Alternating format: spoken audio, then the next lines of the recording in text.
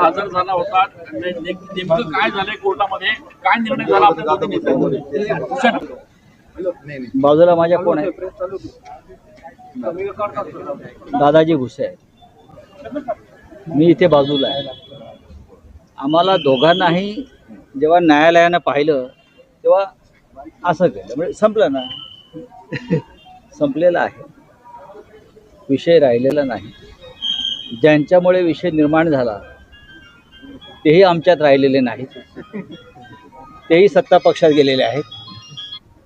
आता त्यांचं त्याने पाहावं या मताचा मी आहे.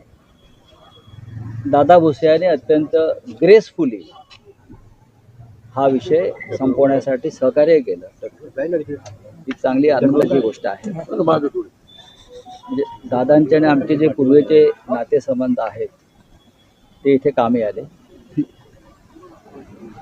आणि माझ्या तब्येतीमुळे मला आता फार धावपळ अशी इथे लांब करता येत नाही, कारखाना येता येत नाही. पण जे घडलंय ते उत्तम घडलंय. आता जे तुम्ही निर्णय घेतलेला आहे कुठेतरी महाराष्ट्राच्या राजकीय संस्कृतीला धरून आहे असं म्हणता. महाराष्ट्राची ही संस्कृती आहे ना, यापेक्षा वेगळी संस्कृती कधीच महाराष्ट्राची नव्हती. आणि ही संस्कृती कायम राहावं असं आम्हाला दोघांनाही वाटतं. दादा बोलतील ना आता. साहेब, पण यापुढे पुन्हा अशी वक्तव्य होतील का? बघा, ते वक्तव्य मुळात ज्या आधारावर मी केलं होतं, तो आधार जो आहे ज्यांनी निर्माण केला होता त्याने आता त्या संदर्भात काय ते पाहावं. मला असं वाटलं की माझ्याकडून चुकीच्या आधारावर मी वक्तव्य केलं असं मला नंतर लक्षात आलं. आणि ज्यांनी ते समोर आणलं ते आता स्वतःच दूर गेलेले आहेत. त्याच्यामुळे मी कशा करता या विषयावर दादांशी भांडू, हा माझा सरळ मुद्दा आहे. ज्यांना भांडायचं असेल ते भांडतील किंवा लढतील. कुठे प्रकरण सत्ता पक्षामध्ये तेही गेलेले आहेत, दादा स्वतः मंत्री आहेत. पण आपल्याकडनं प्रतिज्ञापत्र सादर करण्यात आलं, दिलगिरी व्यक्त केली का? आपल्याकडनं नेमकं सादर काय झालं? नाही, आम्हाला हा विषय संपवायचा आहे. माझी भूमिका एवढीच होती जेव्हा माझ्या समोर आलं तेव्हा की हा कारखाना अद्याप जो आहे तो उभा करायला नाही. पण त्या संदर्भात मी नंतर माहिती घेतली, दादांकडून सुद्धा माहिती आली. आणि मला असं वाटतं या विषयावर फार चर्चा आता करू नये, जे झालंय ठीक आहे. दादा, हिरणा साखर कारखान्यामध्ये मंत्री दादा भुसे यांनी 178 कोटींचा घोटाळा केला अशा आशयाची बातमी दैनिक सामनामध्ये माननीय संजय राऊत साहेबांच्या माध्यमातून छापून आलेली. मला वाटतं की सर्व मालेगाव आणि पंचक्रोशीच्या जनतेला माहिती आहे, एकेकाळी सहकार क्षेत्रातून उभा राहिलेला हा गिरणा सहकारी साखर कारखाना DRT कोडच्या माध्यमातून विक्रीला जेव्हा निघाला होता तर त्या काळामध्ये साधारणतः 11,000च्या आसपास सभासद शेतकऱ्यांनी एकत्र येऊन हा कारखाना परत एकदा याच तालुक्याच्या शेतकऱ्यांच्या मालकीचा राहिला पाहिजे म्हणून साधारणपणे 1100 रुपयाच्या पटीमध्ये शेअर्स उभे केले होते. आपल्या सर्वांना माहिती आहे की 1 महिनाभर सर्व पक्षीय लोकांनी एकत्रितपणे येऊन हा प्रयत्न केला होता. दुर्दैवाने काही लोकांनी त्या काळी पण अफवा पसरवल्या आणि मोठं भाग भांडवल आपलं उभं राहू शकलं नाही. जी काही 1,60,70 लाख रुपये रक्कम जमा झाली होती ती रक्कम नंतरच्या काळामध्ये आर्मस्ट्रॉंग कंपनीने जो कारखाना घेतला त्या कंपनीला RTGSच्या माध्यमातून आपण ती ट्रान्सफर केलेली आहे. हे सर्व गोष्टी रेकॉर्डवर आहेत.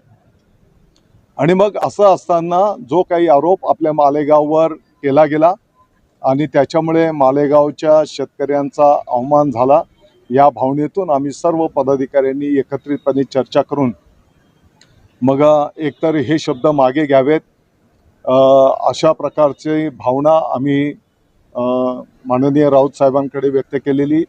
तसं त्यांना नोटीस दिली होती आणि तसं भूमिका त्यांनी न घेतल्याच्यामुळे मग या ठिकाणी खटला दाखल केलेला होता.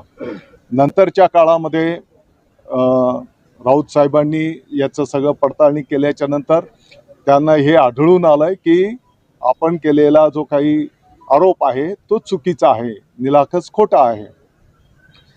ज्यांनी त्यांना माहिती दिलेली होती मला अपेक्षित होतं की त्यांनी नाव सुद्धा घ्यायला पाहिजे होतं. हो मी सांगतो ना, मी सकाळी नाव घेतलेलं आहे. तर अद्वै हिरे यांनी ही माहिती दिली होती, हे सत्य आहे.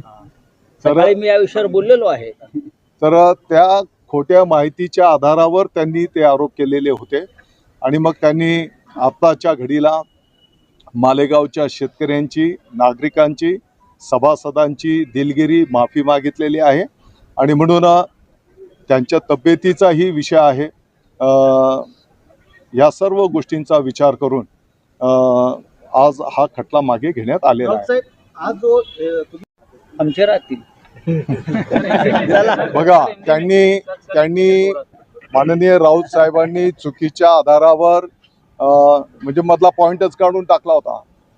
1,78,00,000 डायरेक्ट 178 कोटी करून टाकले होते आणि म्हणून मालेगावच्या शेतकऱ्यांचा, नागरिकांचा जो संभ्रम, गैरसमज झालेला होता, आज त्यांनी दिलगिरी त्या शेतकऱ्यांची माफी मागून तो दूर केलेला आहे आणि त्यांच्या तब्येतीचंही कारण आहे. या सर्व गोष्टी पाहता मालेगावच्या शेतकऱ्यांनी सांगितलं की आपण त्यांच्या विनंतीला मान देऊ, हा खटला मागे घेऊ. साहेब म्हणजे त्याप्रमाणे जुने नातेसंबंध, जुना जो तुमचा स्नेह होता तो या ठिकाणी कामाला नाही, मला वाटतं की ही वस्तुस्थिती आहे की गेली काही वर्ष त्यांच्या नेतृत्वाखाली आमच्यासारख्या कार्यकर्त्यांनी पण काम केलेलं आहे. मला विश्वास होता की त्यांनाही माहिती आहे की दादा भुसे काय करू शकतो आणि काय करू शकत नाही.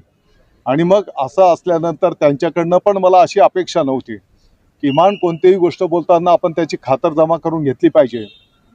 जेव्हा त्यांनी त्याची खातरजमा केली तर त्यांना आढळून आलं की बाबा आपण जे वक्तव्य केलं, जे लिहिलं ते चुकीचं आहे आणि त्यानंतर त्यांनी त्या पद्धतीची भूमिका घेतली.